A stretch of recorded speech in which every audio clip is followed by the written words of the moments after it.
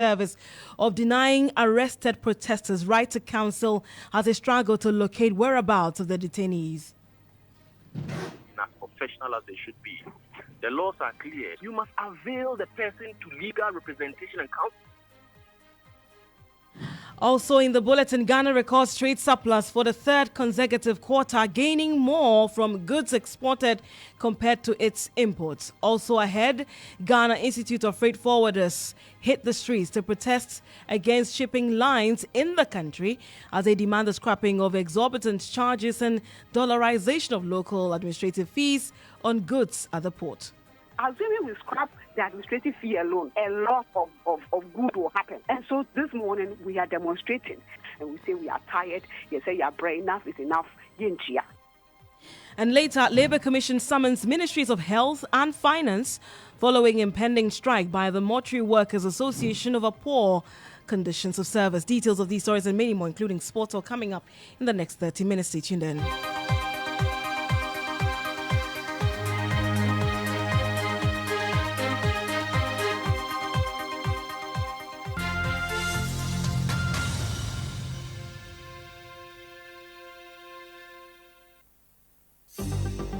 Starr News is coming to you live on Ultimate 106.9 FM in Kumasi, Empire 102.7 FM in Takrady, Cool 103.5 FM in Ho, Rage and Might FM in Tamale, Somali FM in Wa, My Star Radio in the USA.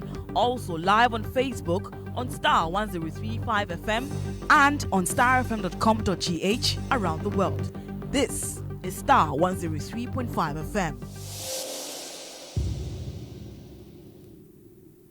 You're welcome once again to the Starr Midday News on Starr 103.5 FM. My name is Dedei Tettey. We'll start off with issues relating to the Democracy Hub protesters, those who are arrested by the Ghana Police Service, and concerns being raised by their lawyers.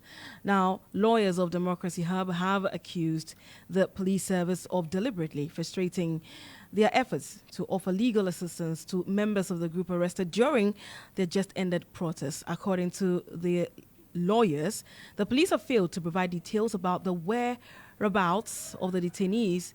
And here is a member of the legal team, Philemon La, speaking earlier on the Morning Star. The police have not been as professional as they should be. The laws are clear. The various case laws and statutes are clear that when you arrest anyone, any accused person, there's a duty on the police to tell the arrested person or the accused person in the language the person understands the reason for the arrest. You must charge the person. You must avail the person to legal representation and counsel. If you've arrested person A and charged the person with B, you must allow the person to talk to his or her lawyer to mount a defense. Otherwise, it amounts to tyranny. But as we speak, all attempts by lawyers for all of these protesters to get the police to even indicate to us where the protesters have been sent to, what charges they have been, what charges have been proffered against them, have all been futile. They've all been futile. The police is very non-cooperative. They are being tyrannical. They are trampling upon the rights of the protesters, and these protesters are Ghanaians. I think it's important. You see, all across all the police stations we go to, we hear one chorus, and that one chorus is that order from above tells us that we should not allow you to engage the arrested people. Order from above says we should keep them. And I think that's most unfair, most regrettable, most condemnable, especially under the leadership of a man who calls himself a human rights crusader. We do not know which court person A or person B will be sent to. Already, we don't know the exact number of people that have been arrested. That's number one. We don't know where exactly the arrested people have been sent. For some of them, we do. A few of them, we know where they are. But for most of them, we do not know which particular police station they have been sent to. And in law, jurisdiction is an important matter. Very, very important matter. So we need to know which particular station you are taking person A or person B to. So if you do not let the lawyer of the person know, or you do not even allow the person the right to legal counsel, how will the person be able to mount a defense in court? So you had there Philemon La. He is a member of the legal team representing the arrested protesters of the just-ended Democracy Hub protest. He also disclosed circumstances surrounding the arrest of lead convener of the group, Oliver Bakavomo. He wasn't arrested. I'm told the police said he was declared wanted, the manhunt and all of that. I think the police have a duty to be very truthful in the way they engage the public. I am aware that Oliver's lawyers in a letter signed by the very venerable lawyer, Justice Remside, he wrote to the IGP indicating their willingness to cooperate with the police and asking for a designated place where Oliver would present himself to the police. So on that basis, why would the police say there was a manhunt? So really it was a submission. Oliver submitted himself to the police. The police did not conduct any manhunt. He wasn't hiding. He peacefully, legally, responsibly submitted himself to the police. So he turned himself in? He turned himself in, yes, he did that. You had there a member of the legal team of the protesters of the Democracy Hub group. There is also a statement coming in from Democracy Hub. They are expressing concerns over the treatment being meted out to those who were detained by the police service. I've been joined in the studio by Starr and GH1 News' Edem Kojo with details of that statement. Edem, what are they saying? So Democracy Hub raises alarm over treatment of detained protesters, and that is the big headline in there. Now it goes in to say Democracy Hub has received alarming information regarding the status of protesters detained during the recent Stop Galamsey Now demonstration.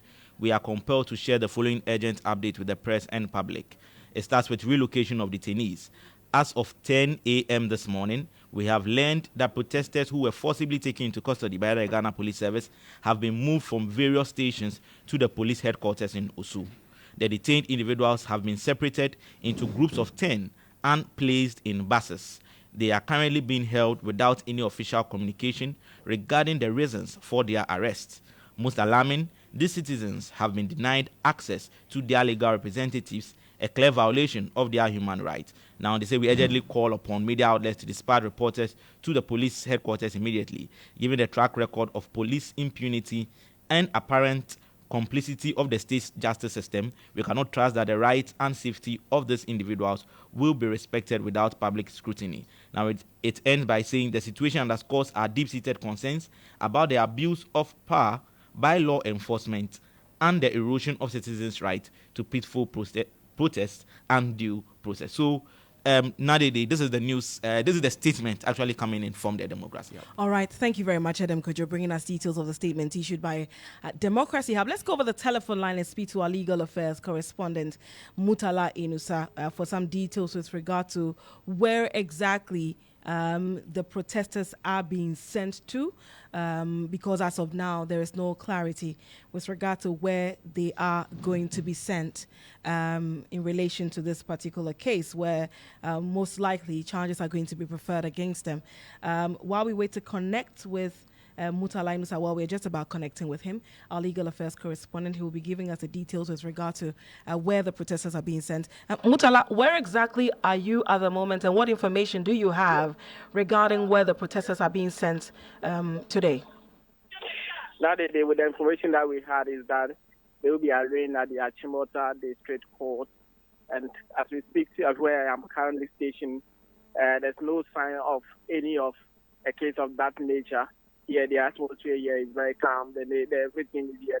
The court is doing it normal with both the circuit court and the district court. We're trying to get some information within the police as to where exactly these persons who were arrested. You know, the 48-hour rule is also playing hard, and it's coming thick and fast in relation to this whole matter. But it's also been very difficult getting information as to where exactly these persons who were arrested will be arraigned. I have seen some charge sheet that has been drafted, which is preparing a charge of conspiracy and on unlawful assembly. But that is yet to be proven. So, but what I can tell you clearly is that the initial information that they will be here at the Achimota District Court, there's no sign of that happening now. But we're still finding out where exactly. You know, the court has scattered all over. We have the condition now at the Abraka District Court. Also, we have been told that it is a child that probably to be at the circuit court here at Achimota. We also have a circuit court here. Kansuma is also another possibility. Then, of course, the circuit court in Accra. So these are areas that we are still monitoring what we have. My understanding is that some protesters have massed up around the Accra circuit court. But currently, I am stationed at the Achimota, both district and circuit court. But there's no sign of any those persons who were arrested here at the moment.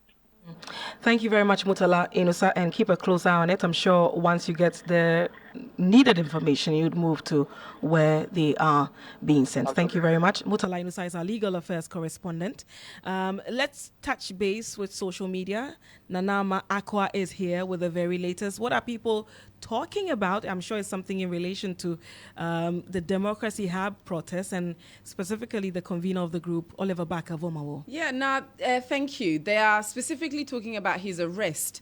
Now, when we go straight over to X, formerly Twitter, Papa Yao says, Chale, they support Oliver, but what he did the last time, dear, it was non-fa. Another makes sense. How do you take police car key, then throw it away? As much as people, they won't demonstrate, they shouldn't do anything to cause any problems for themselves. Nana adds, enemies of the state, all in his selfish interest. Simon says, Oliver, we are supporting you. We are all supporting you, sorry. But this one, you didn't try. You should have left that car key. Kweku says he's so familiar with the Ghana police game.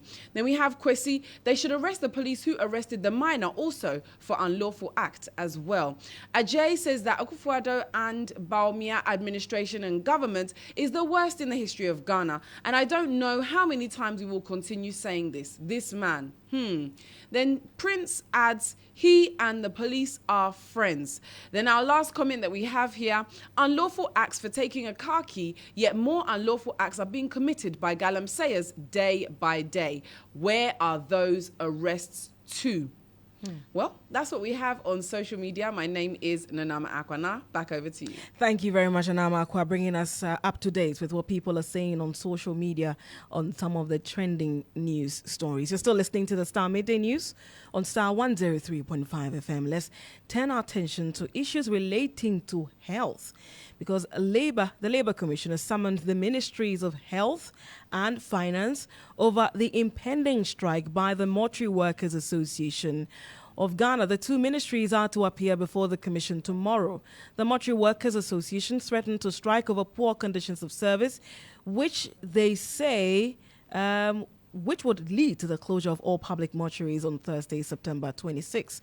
But the Ministry of Health says it is working around the clock to address the concerns of the aggrieved association.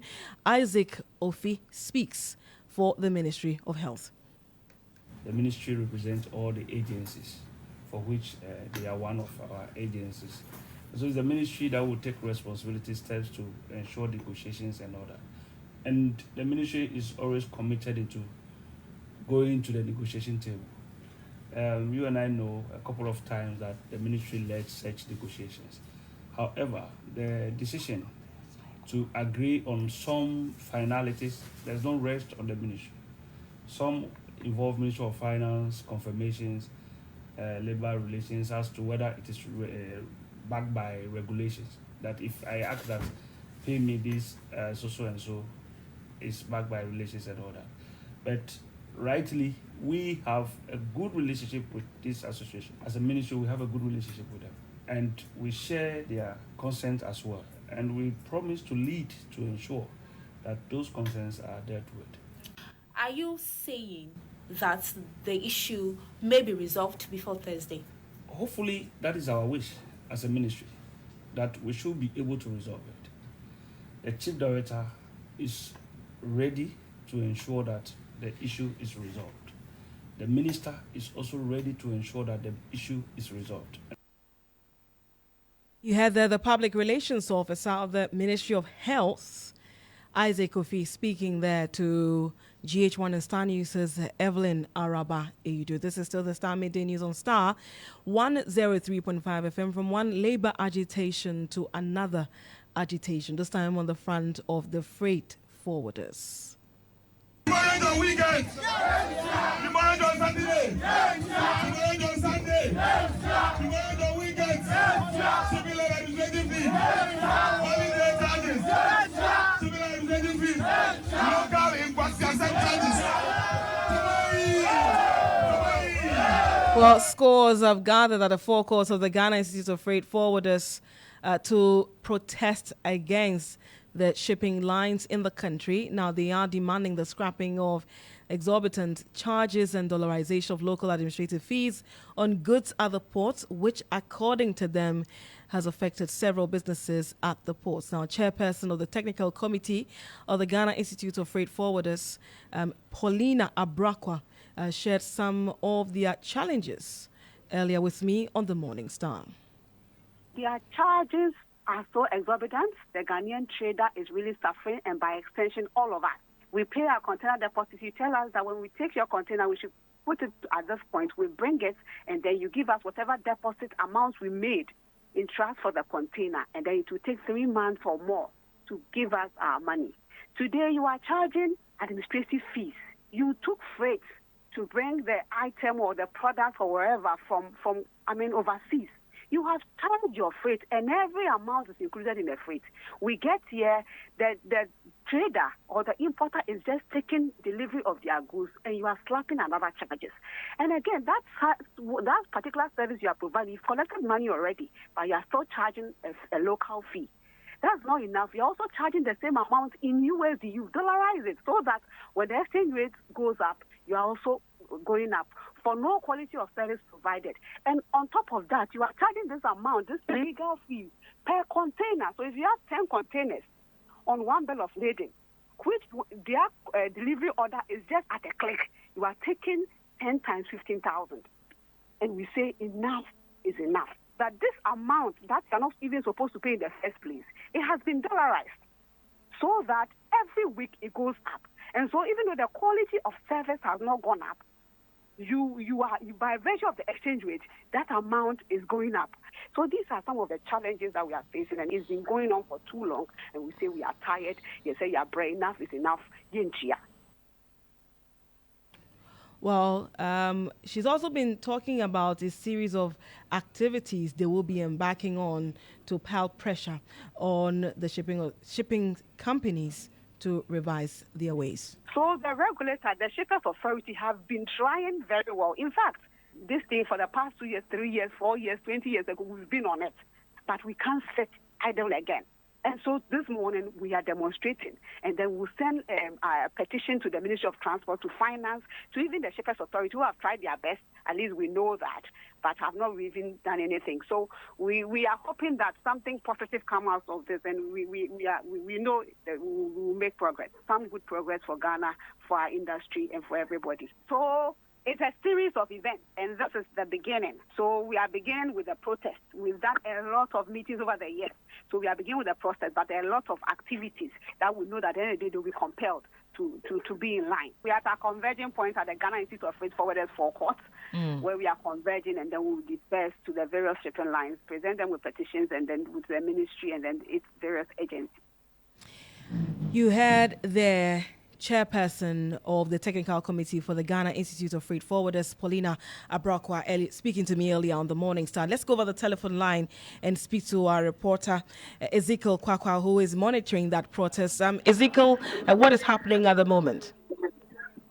All right, Dedei.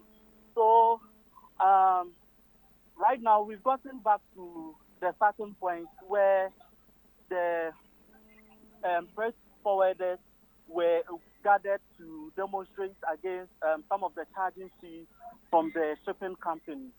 So now we are back from the protest. They went to most of the shipping companies to present officially to them that they are demanding them to scrap some of the charges, which includes the March fees, which is holidays and weekends. They charge them fees. Meanwhile, the shipping companies don't work on holidays and weekends, but they go on to charge these agents they go on to charge them, and they are saying that even the charging, they charge them in dollars, which violates the Bank of Ghana's regulation on pricing of locally derived services. So the protesters are calling for immediate cessation of demand charges on weekends and public holidays. So now, so far, the protest went on smoothly and peaceful. Okay. So they are back to address the media. Okay, but you earlier engaged them. What did some of them say?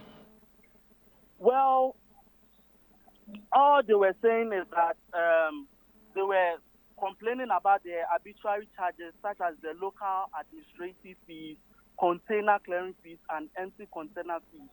They say these charges are pegged in dollar, which violates the Bank of Ghana's regulations. So they are complaining that these charges are outrageous.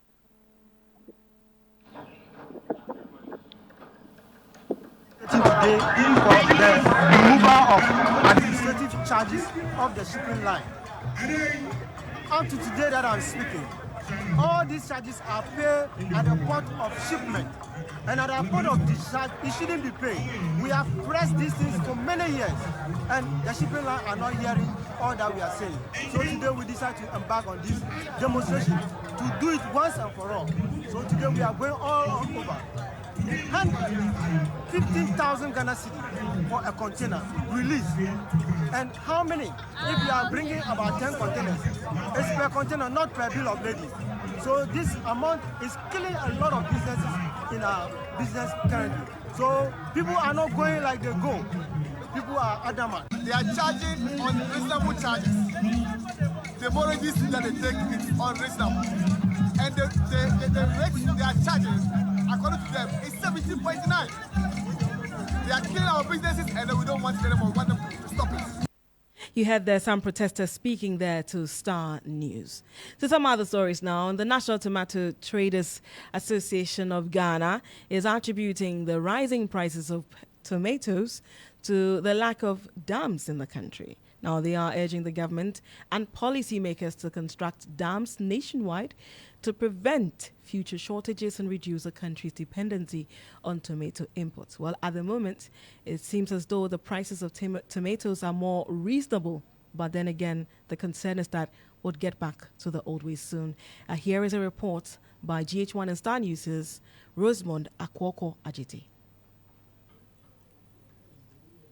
Of the year, vegetable farmers face the uncertainty of unpredictable weather patterns, hoping for favorable conditions. But the ever-changing climate conditions cause significant losses for many tomato farmers and traders, resulting in dwindling harvest, scarcity, and skyrocketing prices. Social media was flooded with consumer complaints as tomatoes became both scarce and expensive. Today, the situation has changed. Markets are flooded with tomatoes and prices have dropped dramatically. A single tomato now sells for as little as 1 cedi. When GH1 TV visited the busy railway market, also known as Graphic Road, the scene was surprising.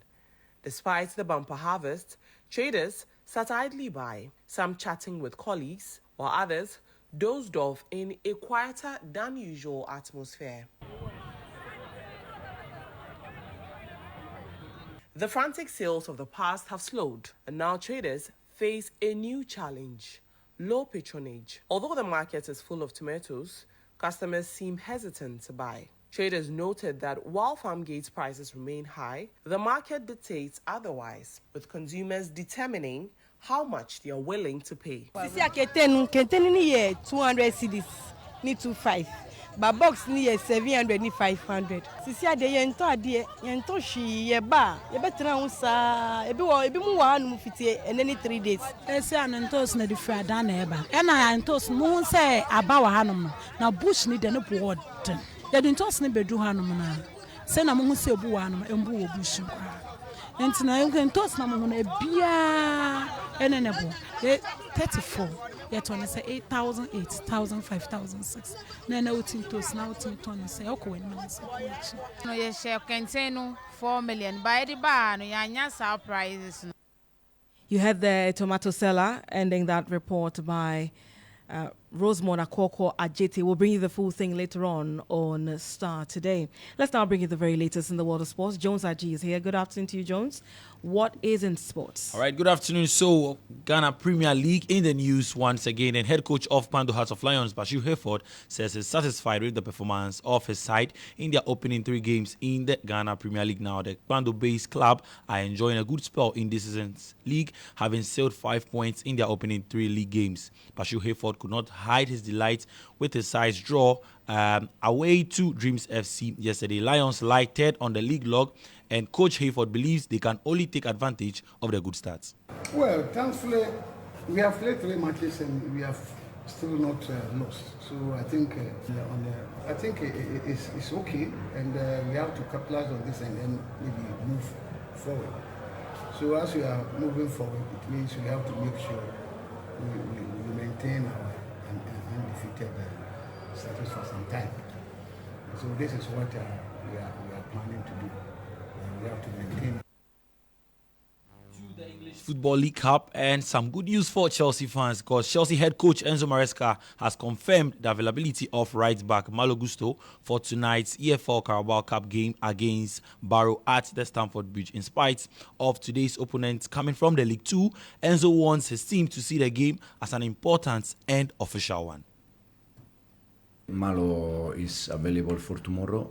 Romeo is not available for tomorrow. Hopefully he can be available for Brighton game. Will be a chance also to give them some minutes. It's in the same way we have done in the Conference League. We try to share minutes with them, so hopefully it can be a good chance for them to also to show a little bit themselves and to continue to get minutes. No, it's important, but not because we think that we're gonna win this competition. In terms of, it's important because it's an official game. It's a different competition, but it's, as I said, it's an official game. So we're gonna try in the way we always try to prepare the game in the best way and try to win. But to think in the first game already, thinking that because we were close last year, this year we're gonna try to win all the games. But the main focus has to be that it's official game, and we need to do our best to win. My name is Jones Aji, and that'll be all for sports. Thank you very much, Jones, with the very latest in the world of sports. Let's end with some issues relating to trade, because we have recorded some trade surplus for the second quarter of the year. Well, it's rather the third. Ghana, for the third consecutive quarter, raked more from its exports compared to its imports into the country. This is according to the latest trade statistics from the Ghana Statistical Service, which reveals the country between April and June this year. Total exports were to the tune of 64.2 billion Ghana cedis, compared to an import value of 58.8 billion Ghana cedis, resulting in a surplus of 5.4 billion Ghana cedis. Here is government statistician Professor Kobina Enim addressing the press earlier today. In the second quarter 2024, the total trade value was 123 billion Ghana cedis, comprising 64.2 billion in exports and 58.8 billion in imports. Trade surplus has been recorded for the third consecutive time, although the value was more than half, from 11.5 billion Ghana cedis to 5.4 billion Ghana cedis between the first two quarters of 2024. The dominance of gold as the main export commodity has been further consolidated, with an increase in its share of about 10.0 percentage points, specifically from 47.5% to 57.6% between the second quarter of 2023 and the second quarter of 2024. The export value of cocoa product decreased by 4.0 billion Ghana cedis between the second quarter of 2024 and the first quarter of 2024. China remains Ghana's main origin of imported commodities, with a dominance in 5 of the 10 product classifications. United Arab Emirates, for the first time, has surpassed Switzerland as Ghana's main gold destination. Year-on-year export and import price changes for the second quarter 2024 were 40.5% and 18.9% respectively for exports and imports. You had the government statistician Professor Kobina Enim.